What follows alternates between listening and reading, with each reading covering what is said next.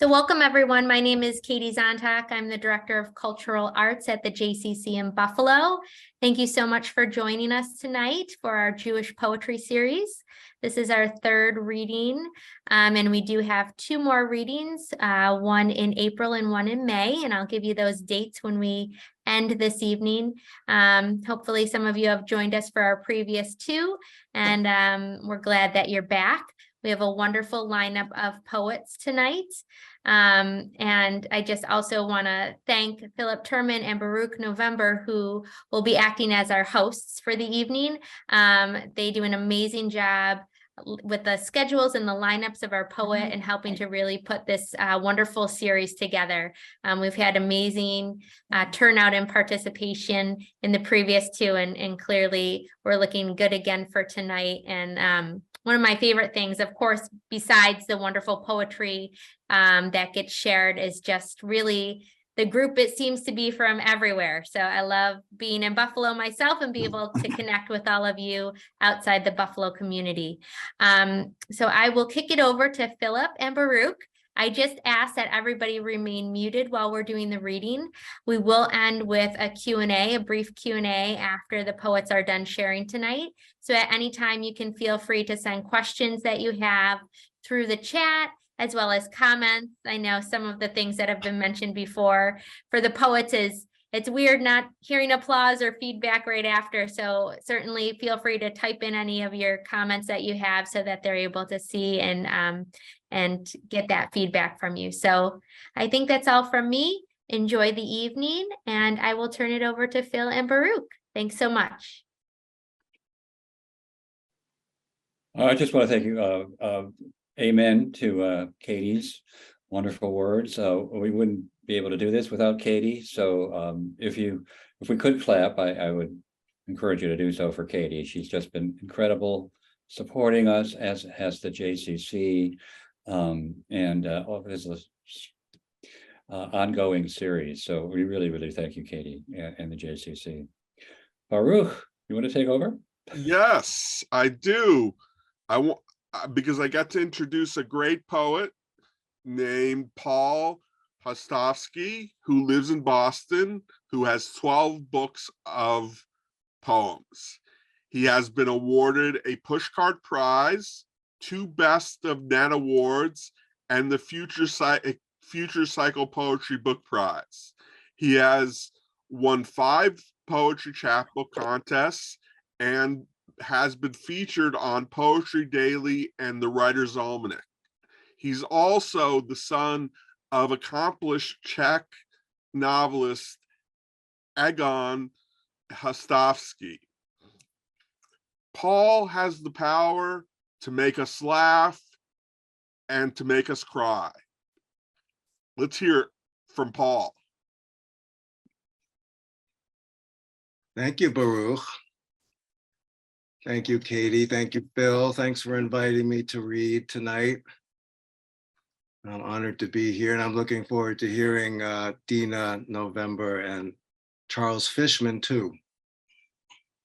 I just want to set my timer here so I don't go over.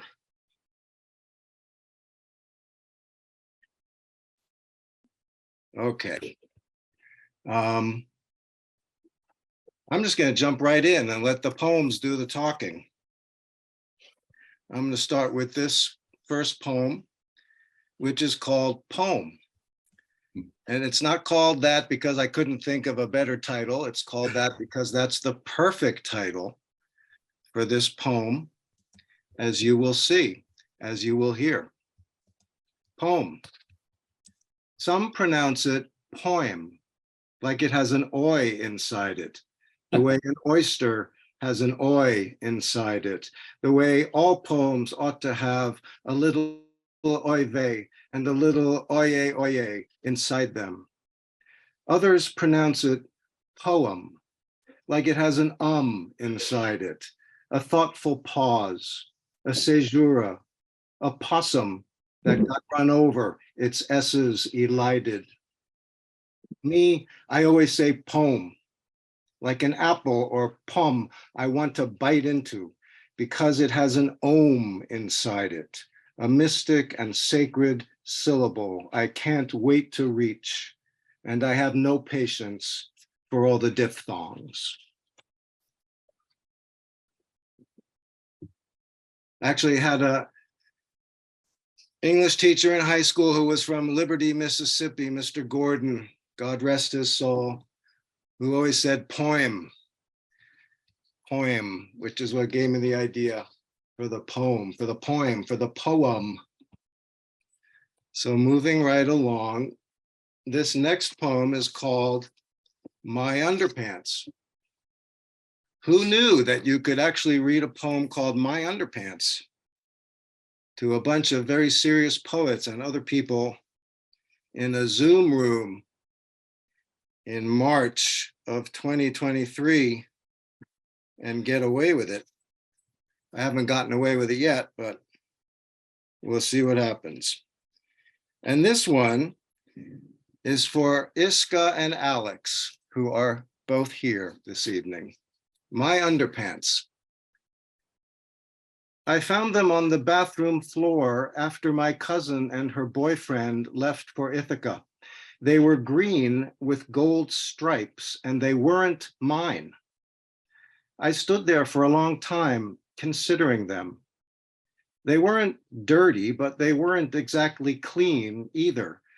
They were unwashed, but they weren't unclean the way a dead bird is unclean, or the way an unsanctified thing or an unholy thing is unclean.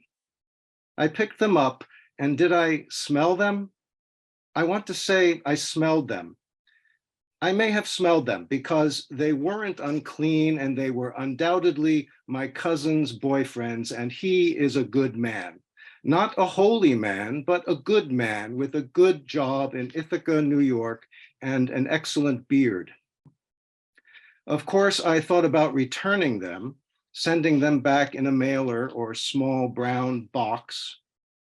And I thought about washing them, though they weren't mine, and they weren't unclean, only unwashed, and they weren't sexy, only colorful. They were more colorful than all of my underpants put together. You will want to know I am wearing them as I write this. Much time has elapsed since that day in the bathroom. My cousin and her boyfriend have gotten married. I have gotten married myself. My wife has no idea about the provenance of the green underpants. She thinks they are mine. She washes them with my underpants and her underpants, and she puts them all in a sweet smelling pile on top of the dresser. I think there is something a little holy about a pile of clean underpants on top of a dresser. I think that putting them away in a drawer would be like putting your light under a bushel, or like locking a bird up in a cage, or like packing up a good green thing in a small brown box and sending it far, far away from you. So if you were wondering, Alex, what happened to those underpants, that's what happened to them. Sorry, I didn't send them back to you. But I did make that poem, and I'm sharing that with you instead. Let's see, this next one is called The Tush. And if you think you detect a theme here, you know, my underpants, my tush, you may be right, you may be wrong. The Tush. Mereda Jensen's younger sister, Inga, played Juliet in Mrs. Niedermeyer's school play. The part that got me in the door to the Jensen house and that much nearer Mereda, whom I loved, of course, was Romeo. Around this time, my grandmother grew old and died. I missed a week of school. The pretext, though, of wanting to rehearse with Inga failed, the way my dying grandmother excuse for playing hooky did. It too grew old. And Inga saw right through it to my eyes, which couldn't look at Inga but behold Mereda, Juliet. Mrs. Niedermeyer's strabismus always made her look half mad or blind. I'd look in one eye, then the other, then settle on the middle of her forehead and wonder, could she tell? It was a Jewish funeral. Yiskadal v'yiskadash shemei rabbah. Somewhere there's a tush in there. Tush bechasa v'nehemasa. A tush in a prayer for the dead. That always cracked me up.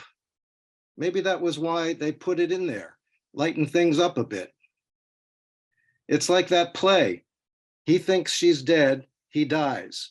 She thinks he's dead, he is. She wasn't, but now she is. It's so absurd. You have to laugh. You have to learn to laugh again. So Inga burst into tears before I'd gotten halfway through it, said she knew it all along. I gave a great performance though. Mereda never guessed a thing. Very convincing, the Jensens called it. A picture even made the local paper of me dead, Inga wincing.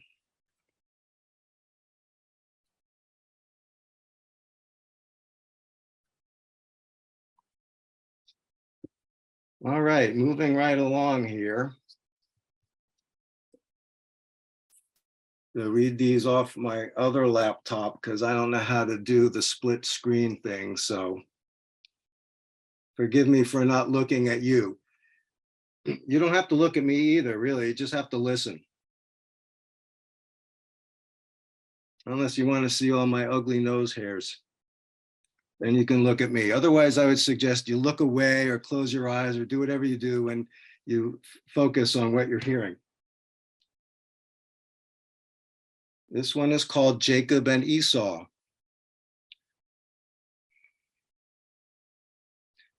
My bar mitzvah portion was the story of Jacob and Esau and the lentil soup. At 13, I was as smooth as Jacob. I had learned just enough Hebrew to read that bit from the Torah aloud, impress the congregation, and get the money. It was all a kind of fraud. I had no idea what any of the words meant. I had never even tasted lentil soup. And when I finally did, I didn't like it. The story of Jacob and Esau and the lentil soup and the blind father Isaac, as it turns out, is a story of fraud. And 13 isn't the age when manhood begins. That was the biggest fraud, though it roughly coincides with the onset of puberty. At 13, I could count the number of hairs that were growing down there, approximately 13. I learned about approximate equality in algebra class that same year. When any two quantities are close enough in value that the difference is negligible, you use the approximately equal to sign with a squiggly mark, which looks like one of the curling tender tendrils growing down there. So it all fit together approximately. I didn't have a hairy brother like Esau or a blind father like Isaac, but I was smooth. Practically all of my friends were hairier than me. I knew this because of gym class and because of peripheral vision. I pretended not to see, but I saw. I saw I would be a late bloomer. I saw that lentil soup was an acquired taste. I saw I wouldn't start liking it until many years later when I'd grown enough pubic hair to sport an excellent beard. A beard is technically pubic hair on your face. Any hair that wasn't there before puberty is technically pubic hair, a factoid that I thought the rabbi might appreciate. So I told him during one of our boring weekly bar mitzvah lessons. He made a face like he had indigestion, then fondled his pubic hair and told me to keep reading. Just keep reading.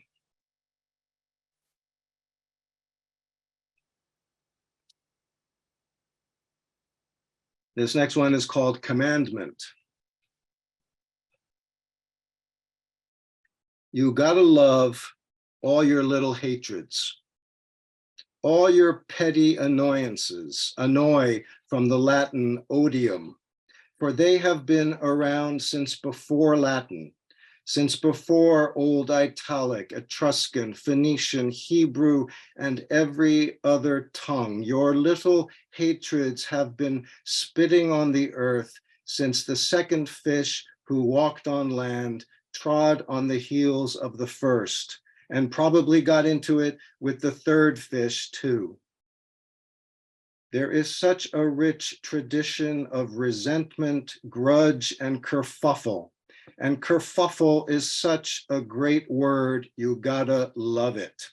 You gotta love your neighbor as yourself. But if your neighbor is irritating, try loving all your irritations. Try getting in touch with the oneness of their long branching history, whose latest leafy, unclenching, florid blossom you are. It's a numinous workaround, and you gotta love it.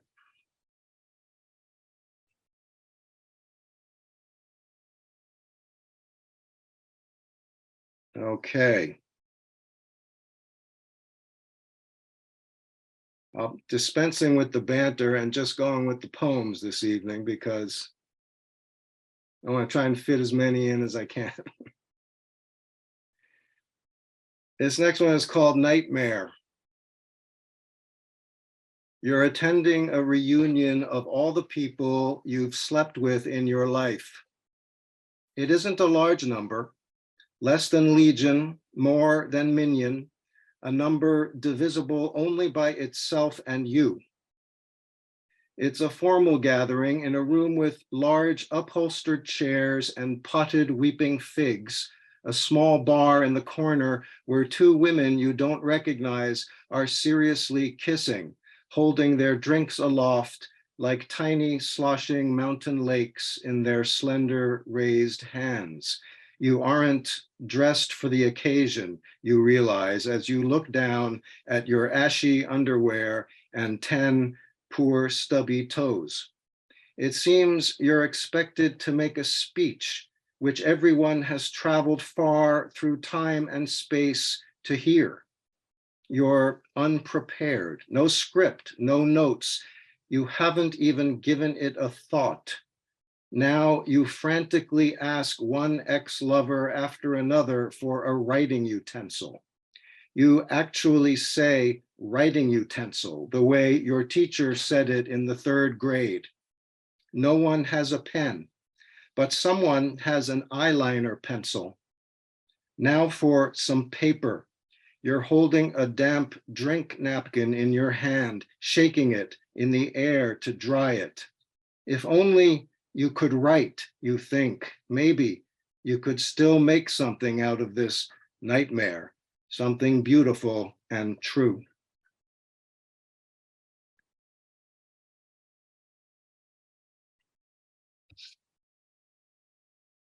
How am I doing for time here? Yeah, pretty good. All right, this next one is called Do, and it's dedicated to my son, who I think is here, but I'm not sure. I didn't see everybody who's here. Anyway, if you're here, Duder, this one's for you. It's called Do. I'll do the portobello omelet with bacon and Swiss, says my son to the waiter. And when the waiter leaves, I say, do? What happened to have? You aren't going to do anything. They're going to do it in the kitchen for you. Then you're going to have it. Dad, the language is changing, dude. It's alive. People say do now. All my friends say it. You can say it too. I will never say do, I say. And he shrugs as if to say, have it your way. Then he checks his phone. Do you have to always be doing that, I say? Doing what, he says.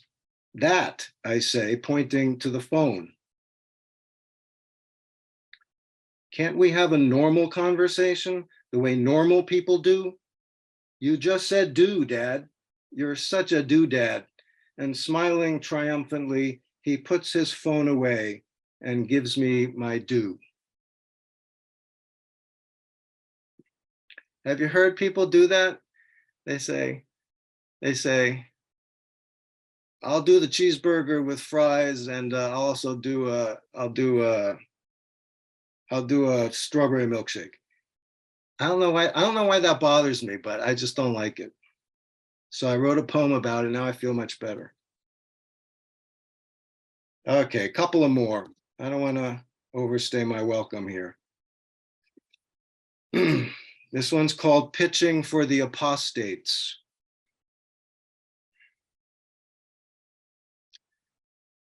I didn't want to play for a losing team. That was what it boiled down to. I mean, the Jews got slaughtered, annihilated. Everybody knew that. And as a kid, I was big into winning, so I wanted nothing to do with being Jewish. I stopped going to Hebrew school. I boycotted my own bar mitzvah. I studied German in high school. I married a lapsed Catholic and didn't look back. Things went along winningly. We celebrated Christmas and New Year's. We were Americans.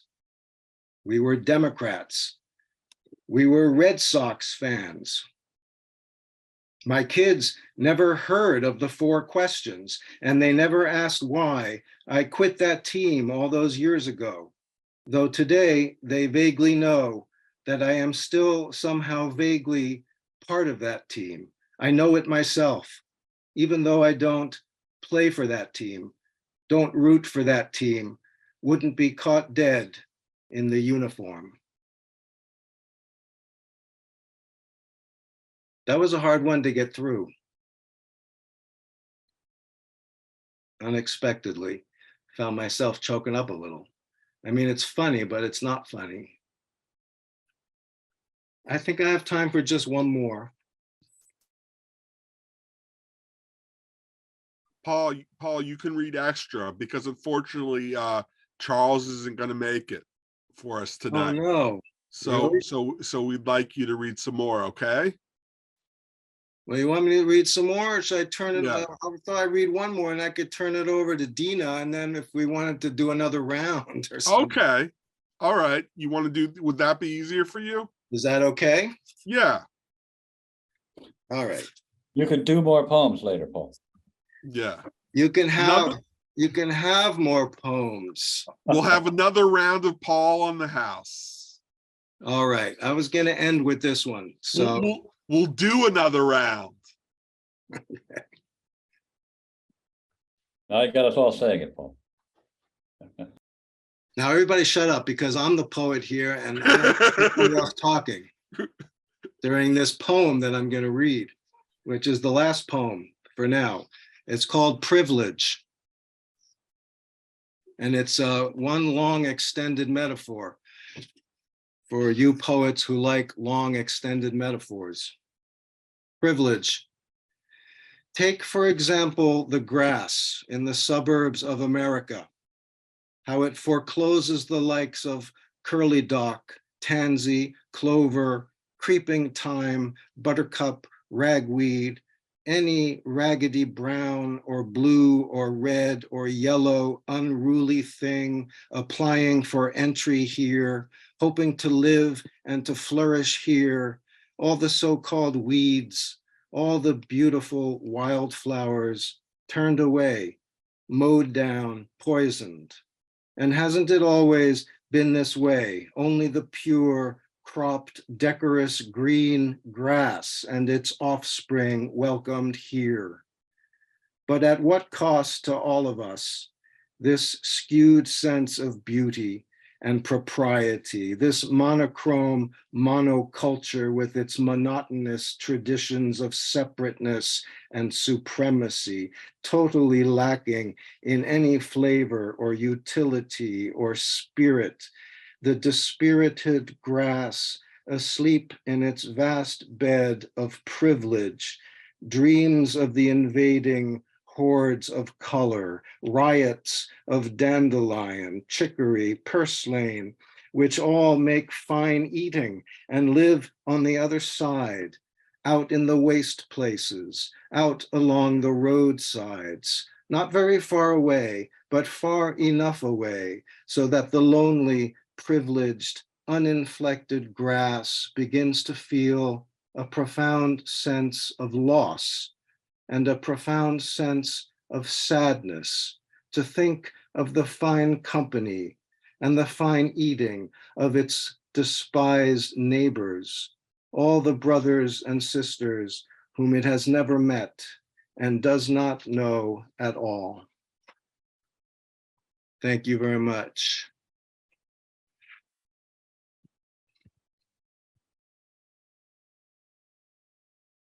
Thank you, Paul.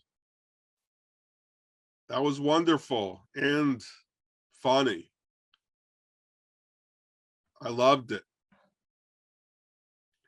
Now I have the honor of introducing my wonderful sister.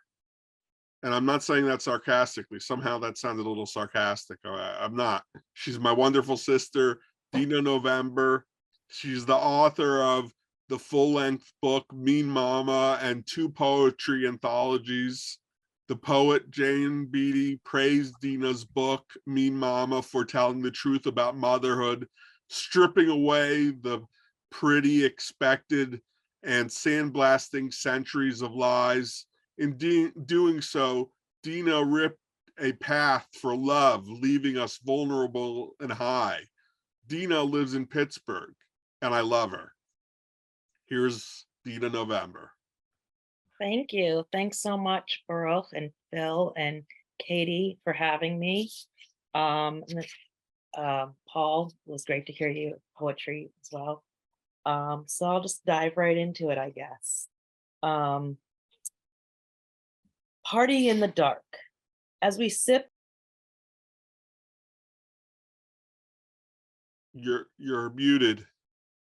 Of course I am, right? I did thank everyone, but no one heard me. So I was thanking Baruch, Philip, and Katie, and it was really great to hear Paul read. I look forward to looking into your poetry more and reading more of it. So I'm just gonna dive in now before I mute myself accidentally again or something, because that's probably the best idea. Okay, party in the dark.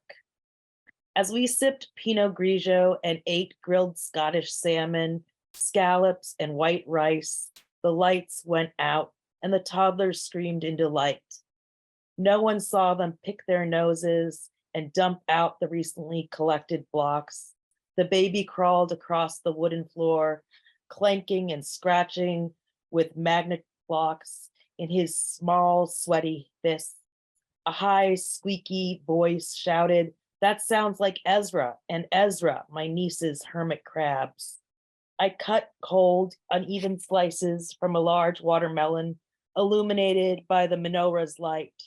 Tea lights and phone flashlights pointed at loud toddlers, illuminated their shiny foreheads as they grasped the air with sticky hands from blueberry donuts. Someone snuck off the kitchen counter and handed out in the lawless dark. We stepped on soft slices of watermelon we assumed a child must have discarded. A cold, wet foam sensationalized between our big toe and flip-flops. When the lights finally return, a toddler demands, "Turn the lights back off again." And I want the same. I don't want to see the dirty plates, empty wine glasses, or garbage and crumbs at our bare toes. I want to remain wild in the absence of light. Here's so this is a poem I've been working on for a long time, and it's now it's just a part of the poem. I don't know. It had some pogroms in it, and now they got taken out, but we'll see if they make them parents again someday. It's a work in progress, and it's after the Tree of Life shooting that was, not far from my house. The Tree of Life, Saturday, October 27th, 2018. I tell my daughter and son as they fight over tiny Legos, later my 1-year-old will choke on, that there was a school shooting, killing 11 because they were Jews, because they helped refugees, because they helped. And my kids are not shocked, but they stop playing Legos for a few minutes. When the wolves are in the school, we run for the trees, my daughter says quietly. And I can't process it. I ask her to repeat herself. We are the sheep, and the teacher is our shepherd. When the wolf is in the school, we run for the trees. She is recalling the Alice drill they learned earlier in the week. It has always been there though, the sloppy black spray painted swastikas and dyed Jews on the smooth yellow bricks of my high school yeshiva, on mossy overturned gravestones, on my best friend's childhood plywood sukkah, the man in the SUV honking, yelling kike. As we walk to shul in our fancy Shabbos clothing, NPR reports a 57% increase in anti-Semitic acts this year alone, and I know why this year has been different. No one thought this could happen in America, except the Jews. We have always known a familiar slaughter, not sleeping, but waiting, a violent eviction, like every other country since the beginning of time.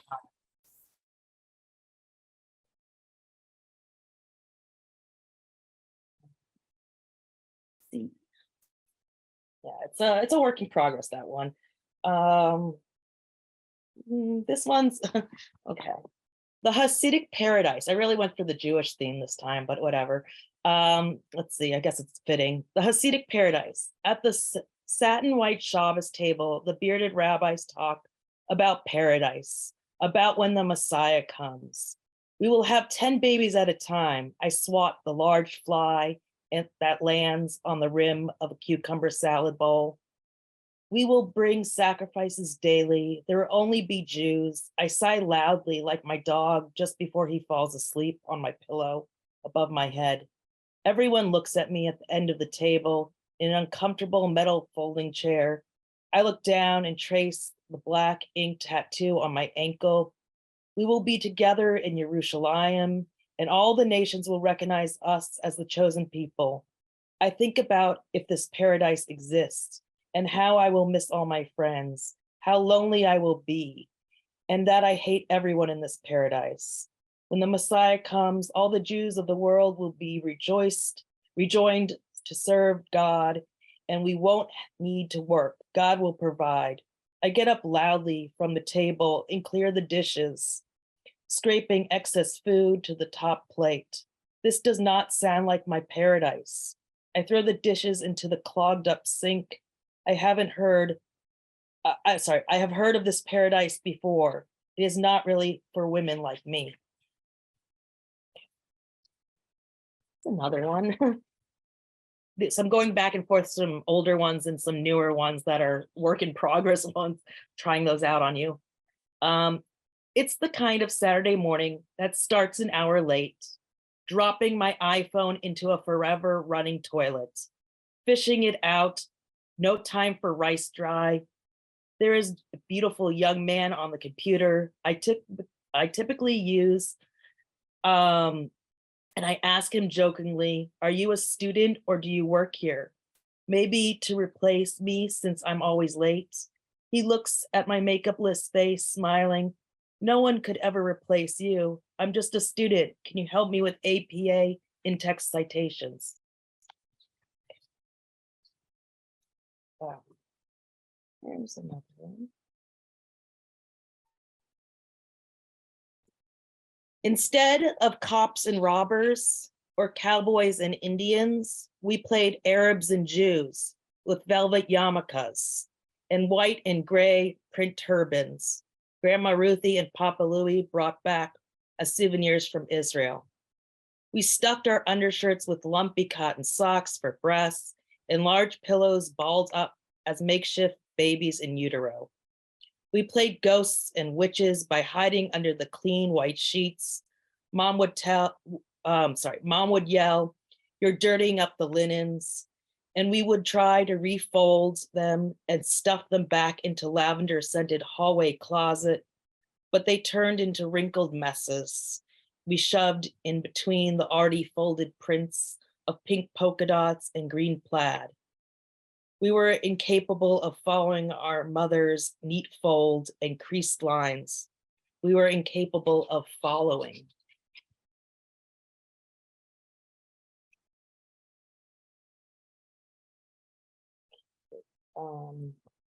Go to this one.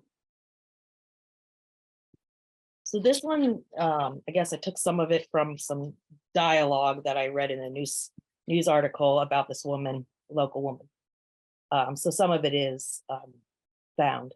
I just don't understand this at all. She didn't show a sign that something was wrong to the McKees Rock's mother. Neighbors recalled she was always really good with her kids and always taking care of them. She was dedicated. The 1-year-old was born prematurely.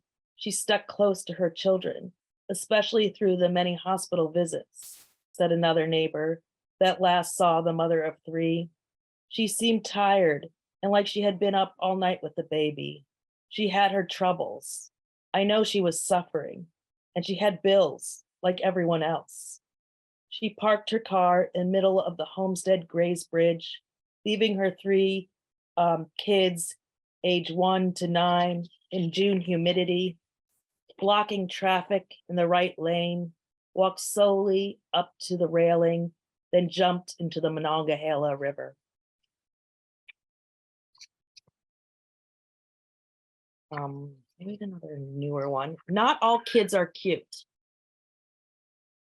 Some will smack a blue foam noodle at the surface of an 8-foot pool until his parents comment, "Someone wants attention."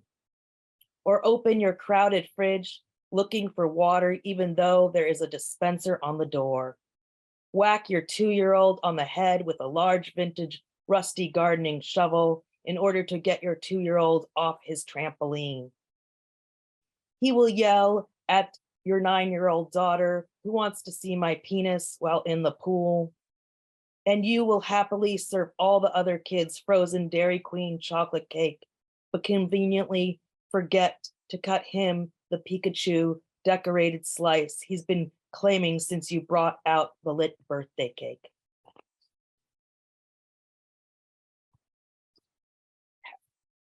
Here's another one. The day before my sister's wedding, she was in her bed, feverish, telling me it feels like someone's punching me in the ovaries. My mom says she isn't going to wait in some emergency room all night. At 2 a.m., mom texts at Columbia University hot ER, been waiting 3 hours. My brother and I take the end of June stifling Washington Heights subway down to the A car. The stairs are in disrepair. Over 20 people disappear into an overcrowded elevator. A few minutes later, the 2-woman operated elevator returns and we get in. They make more money than us. My also adjunct brother whispers loudly, and I don't feel his hot onion bagel breath because of the intense, overpowering heat. And we drop down to the subway level into the smell of mildew and hot grease. The standing operator yells, "Get out, please." The other operator is humming or singing into a small, grimy, rotating fan that's locked in her direction behind a thin wooden barrier. After 2 stops, we emerge from the subway in front of the ER. My sister was brought here earlier this morning, I tell a younger man behind a marble desk. And he hands me a pass marked visitor in bright orange, points me to a single glass door, and tells me to go to station B, even though my sister is in D. Behind that glass door, everyone is losing or gaining some sort of fluid. As I pass patients open exam curtains, a 30-something Black woman is hunched over in a, hold on, sorry, I've got an interruption, child. Okay.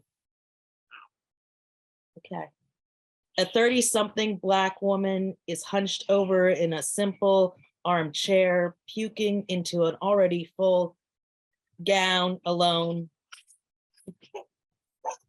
Blood flows from hung clear plastic O and A, B positive, negative bags. Sorry about the noise. Through tubes to arms, and I can't find my little sister without looking into each open curtain section. Finally, I slide the one closed curtain to find her laughing with a morphine drip. I hold her hand as a petite nurse prepares a penicillin injection for my sister. She hasn't even given you the shot yet, and you're squeezing my hand. She hasn't, my sister asks. The next day in the bridal suite, a short, sweaty makeup artist applies fake long lashes to my sister's closed eyes. I think she didn't even get her nails done for her wedding. Determined, I grab Wet n Wild's pearl pink and my sister's hand.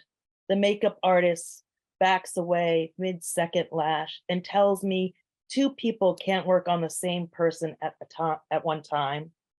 What's that, an old wives' tale? And she says something about multiple people working on the dead and the evil eye. Maybe that one was too long. Let's get a short one in between there. Okay. Here's another one that's in a work in progress situation. I am concerned you are making bad financial decisions. I am an adjunct in the summer. I hope you never drive around wishing someone would crash into you so you can die. I hope you aren't vividly imagining ways to kill your loudly snoring husband in his sleep in order to collect life insurance. And how is he able to sleep? Okay.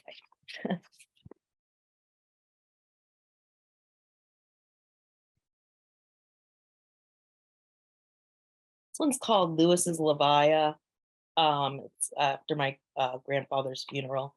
My grandmother didn't cry at my grandfather's humid Boca Raton funeral, didn't let the rabbi cut her sweater. Instead, she fell asleep and began to snore quietly. At home, she cried out of one blue infected eye. I hate to say it, but at least I have more closet space now. I'm doing okay with time. I should have kept track of that, I guess. Maybe I'll skip these ones. I don't know. Maybe not. I don't know. Let's see. Okay, this one's called Young Waitress Walking. I wrote it recently after rereading Sandra Cisneros's House on Mango Street. My black nylon skirt and white polo shirt. I'm sorry, it's called Young Waitress Walking. My black nylon skirt and white polo shirt clings to me like a stubborn onion peel. It has become another layer of skin from waitressing all day in an unair-conditioned kitchen. My tips are rolled together in a moist wad that was hardly worth the forced smiles reserved for customers that spoke extra low and quiet, forcing me closer and closer toward their eager hands that accidentally grazed my teenage breasts or ass or hip. Their breath, like the complimentary half-sour pickles, makes me throw up in my mouth. I'm 15, walking down Lower Murray Avenue to my parents' home midsummer. The night sky is dark, hazy purple, thick with humidity, and I can hardly breathe. I jump to stop as a cop car lights up and squeals beside me. A stocky officer with graying hair, black uniform, bright brass badge jumps out and asks, "You walking alone?" I nod. "A pretty young girl like you, where's your big boyfriend to walk you home? It's not safe to be walking in the dark like that. I could drive you home. You shouldn't be out here." I wonder If I might be naked, by the way he is gravitated and staring at my young, sweaty body. I respond that there is no boyfriend and I like to walk after work. He repeats, you should at least let me take you home. Too young and beautiful to be walking alone around here. He thinks he has loosened the onion's skin, but I answer no thanks and continue walking down the loud city street with my teeth forever clenched.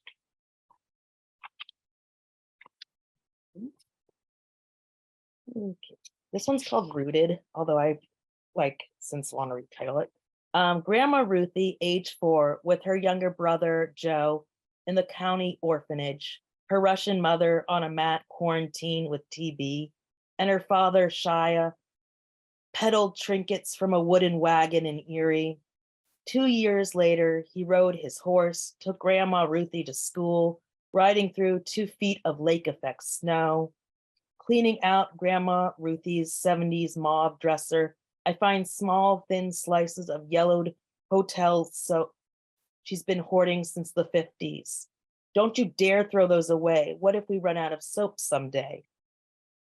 My grandfather, Papa Louie, age 13 in Lawrenceville, quit school, worked as a butcher, white apron, rust red blood, smears off Penn Avenue, fat lady, feather in hat, points at a slab.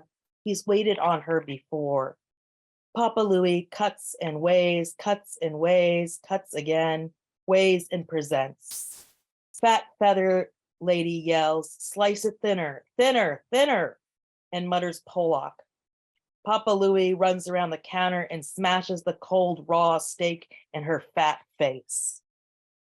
His mother, Esther, doesn't care. She plays cards, smokes the cheap cigars, rides the jackrabbit alone, her wild short red hair, always everywhere. The army gives Papa Louie a free haircut, trip to Italy, gives him a gun and camera, says shoot. Esther gambles Papa Louie's paychecks and cries to her 5 younger children, I didn't get to go to Kennywood this year. Oh my. I'm almost done, I promise. I gotta promise my kid too. It's the bedtime routine that's getting messed up now. Okay. Do 2 more sound good? Yeah, it's fine because Charles, we don't have Charles, so. So should I do more now or yeah, I guess I should before Bill, my- what do you think? Whatever you think are, maybe give a couple more and then have Paul do one. Yeah, just do a couple more and then we'll call. Okay, okay, here's 2 more. This one's a little bit whatever. It's okay to be jealous of your slimmer, richer suburban sister-in-law. She married the brother that can replace the knob and tube wiring, make more than the double-chinned, beer-bellied brother you married. Her cat-like light crystal blue eyes, so deep yet hollow, open in shock, a little too much when you speak. But she doesn't see you on the other side of the Liberty Bridge, emailing your online students in between the worst back labor contractions to let them know you will be MIA for a couple days giving birth. No one cares because you are going on 10 years of adjuncting. And 3 days postpartum, a student emails you in all caps, when are you going to grade my essay already? You are as disposable as the first pair of mesh underwear the nurse will help you step into with blood streaming down your thighs after giving birth to your son. Instead, your sister-in-law leaves your texted questions hanging like the severed head of the plastic wrapper that hangs like a flag from your daughter's red freeze pop you have failed to remove. Here's my last one for now. Hurricane waiting. When I asked my grandma for her white Bermuda shorts, she said no. I'm saving them for the hurricane, for when the air goes out. Hurricanes were their biggest fear. They kept old battery operated radios on a dusty shelf in the garage with powdered milk, batteries, water bottles, and canned salmon. They had flashlights in every room and under every nightstand. My grandfather gave my sister a flashlight shortly before he died. Take this because the lights always go out. Thank you.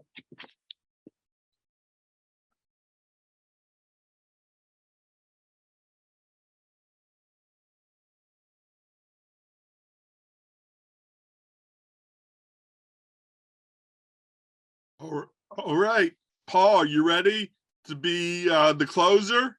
To step in like the closer, like Dennis Eckersley or John Franco? You know those people?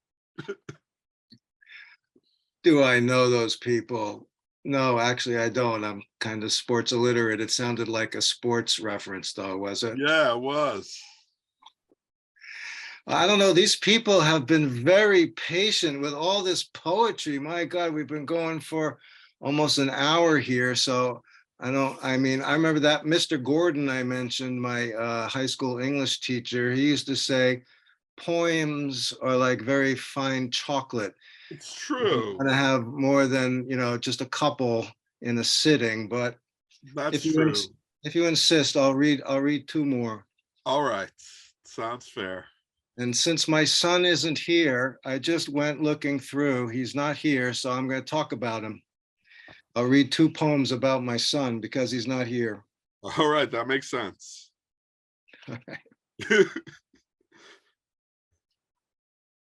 All right.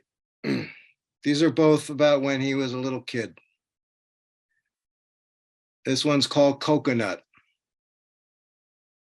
Bear with me, I want to tell you something about happiness.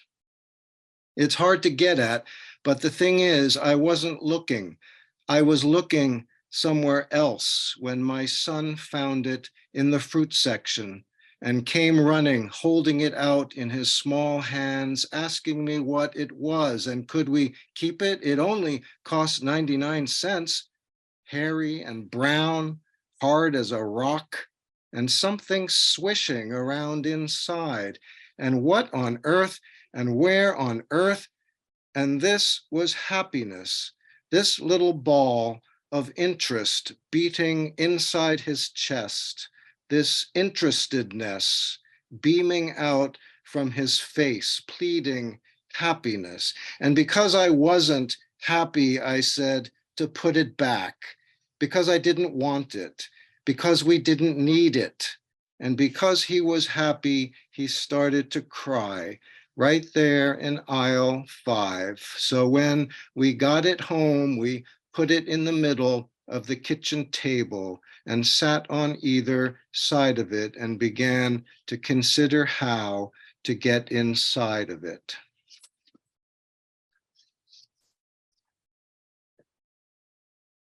And just one more about that same profligate son. This one's called Conversations with My Son. Houdini-esque and 8, he snakes out of his seatbelt on our way to Peabody Elementary and rests his little mug just behind my ear. Here he puts a metaphysical question, a prestidigitation of the mind. Where is Cleveland, Ohio? And before I can answer, another. Would you rather be buried or crucified? I ask if he means cremated. He asks me, what's the difference?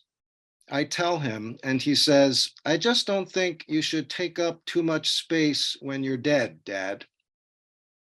For Pete's sake, I mutter, and he's right there with another. Who's Pete? And what's Pete's ache? Together, we watch the road to school unfold like a familiar story, while I tell him the story of Pete, the guy who said he loved Jesus so much he would die for him. That was his ache, I say. But when the time came, when the soldiers all came with their swords blazing like the sun, Pete got scared and he ran away. and he didn't do what he said he would do. And that was Pete's ache, too. I think I'd rather be crucified, he says, as I pull in behind a school bus. And I'm not quite sure if he means he'd choose the pain of the nails over the pain of the betrayal, or the fire over a pine box in the earth. Before I can ask him, he's out. He's unbuckled his belt, unlocked the door, and reappeared outside, running up the hill, his little backpack full of tools bouncing on his shoulders, a head on his shoulders full of questions, questions escaping all over.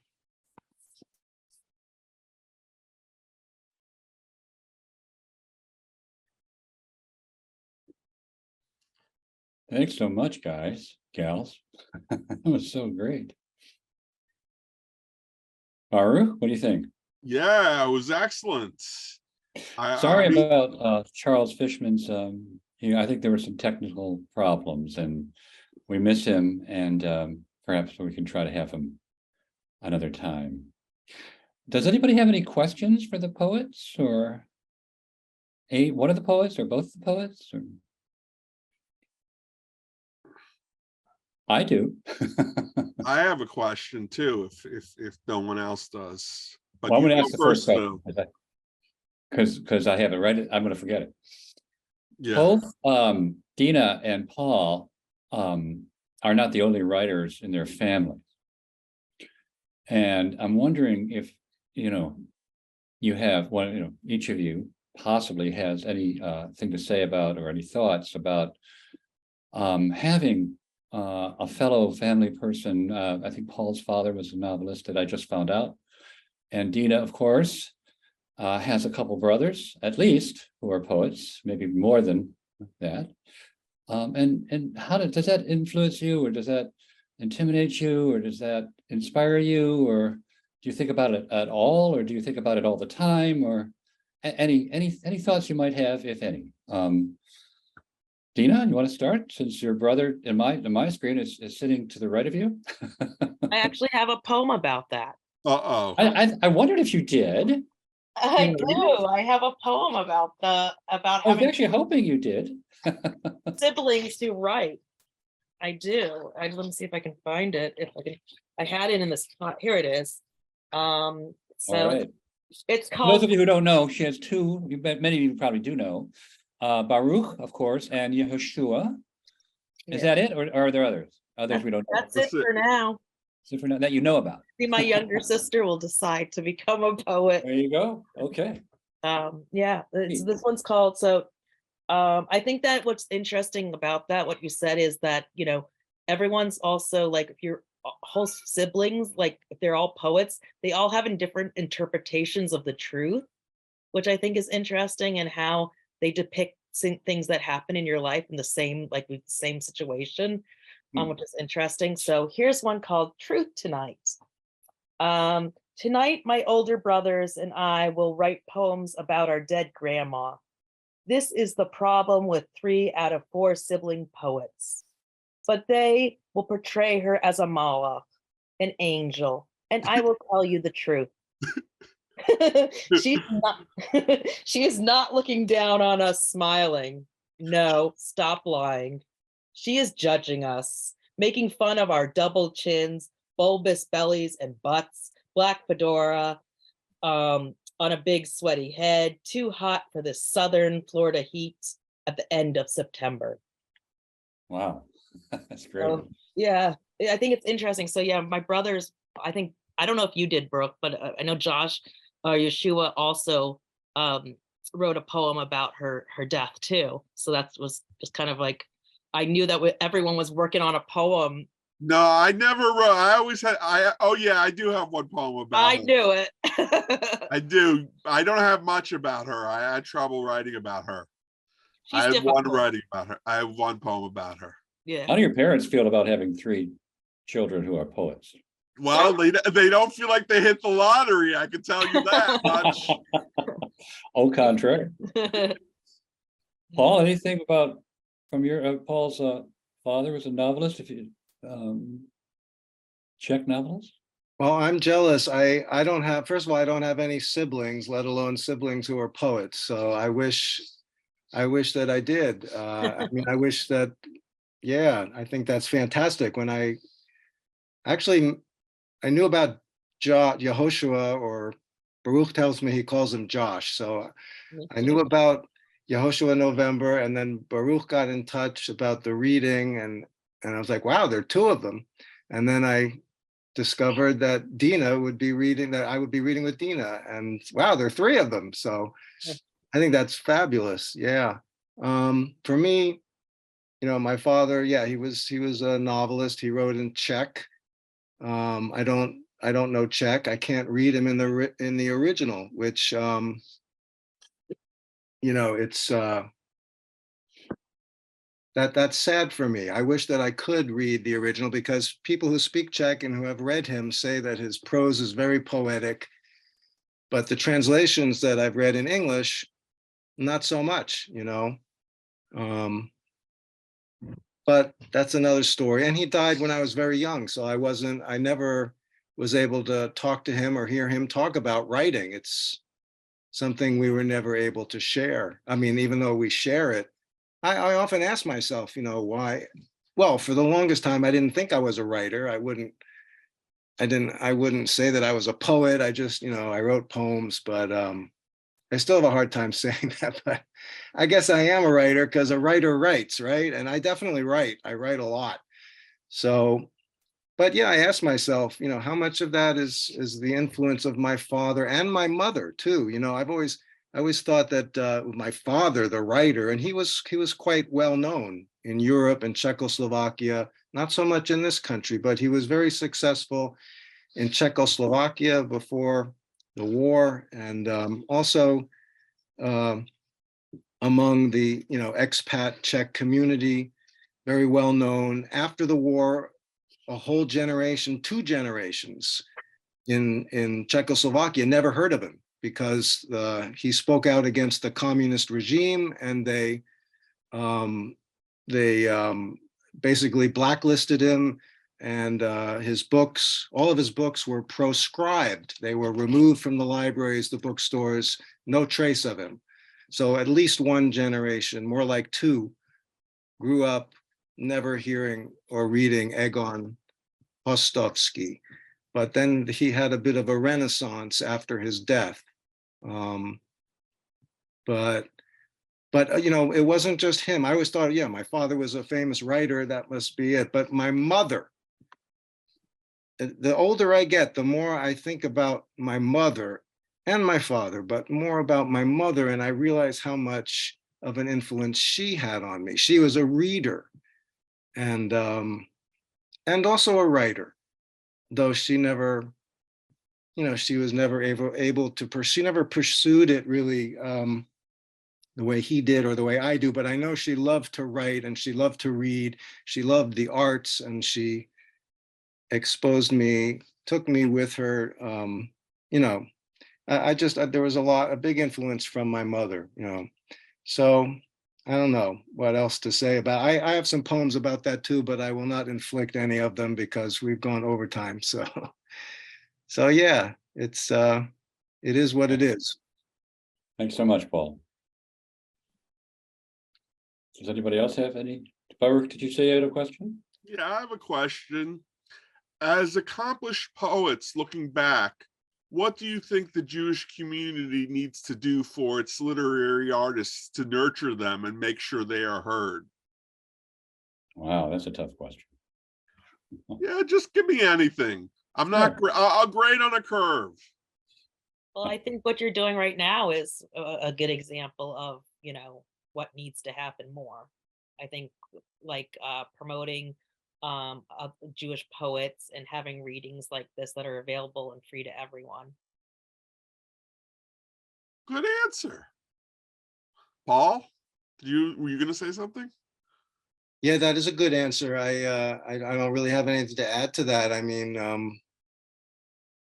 I never really thought of myself as a Jewish poet, but I'm a Jew and I'm a poet, and non-Jews have told me that they there's a lot of Jewish humor in your poetry, Paul, and I never thought of it as being Jewish, but I guess it is Jewish. And when I went looking for poems to read tonight, Paul, I hate to break it to you, but once you wrote that poem about the rabbi and the pubic hair, you became a Jewish poet.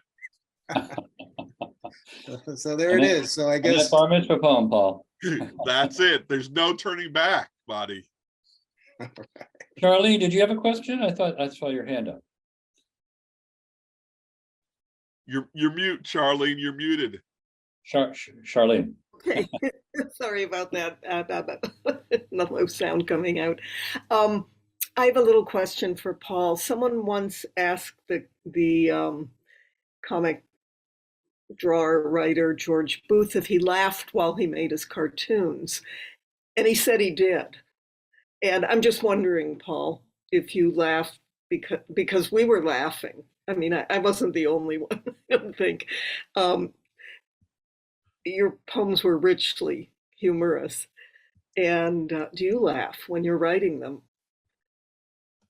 well, thank you for saying that. And I don't think I laugh out loud when I'm writing them, and I don't set out to be funny. I'm not trying to be funny. I think it's just where my mind goes sometimes, not always, but I probably do. I smile to myself when I'm writing them. Yeah.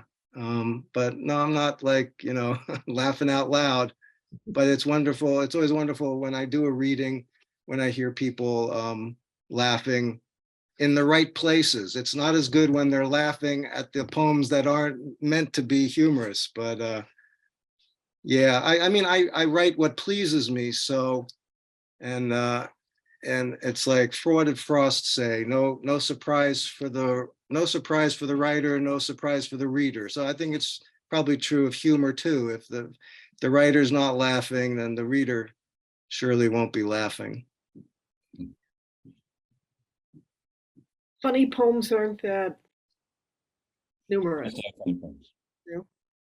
Anybody else have any questions? Maybe one? Well, if anybody, one more or two more or something? No? There's a Okay. great anthology edited by Barbara Hamby and Kirby, David Kirby. It's called Seriously Funny. Seriously Funny, and it's an anthology of poems that are it's not light verse. I mean, they're poems that are seriously funny. Many of them are humorous, but they make you think. So they're humorous and they're poignant, and there's some great writers in that anthology. I think the anthology is out of print, but I got a copy. I found a copy, on Amazon. It was pretty expensive, but it's worth it. So if people are interested, Seriously Funny, edited by Barbara Hamby and David Kirby. Thanks for that recommendation. All right. Well, Katie, do you want to say something or have a last? yeah. Sure, I'll jump in here because I got to just enjoy everything for the night. So thank you again. This is another wonderful night that we've had with some really rich poetry, very different from both of you. So thank you, Paul. Thank you, Deena. And again, Bill and Baruch.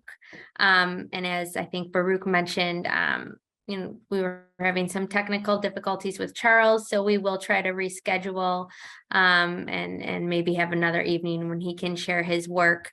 I did in the chat put in a couple websites for Paul and Deena where you can go visit, and I think they have some work that you can read, some books that you could purchase. So please support our lovely poets. And I know there was a little bit of difficulty, I think, for a few people trying to get on the Zoom tonight. We did record the readings, so I will kind of do a follow-up email tomorrow, send everybody the recording that you're welcome to share with friends and family, as well as share those links. So I hope you guys will be able to join us. We have 2 more readings left in this series. Our next one is Thursday, April 20th, and then the final is Thursday, May 18th. So hopefully you'll be back for some more. And I think that's it. Thank you again so much, and we'll see you soon. Have a wonderful night. Thanks so much, all. Thanks, everybody. everyone. Thank you. Thanks. Thank for Wonderful. Good night, coming. everyone. Thank Thank you, you. Deena and Paul. Thank you. Thanks for having.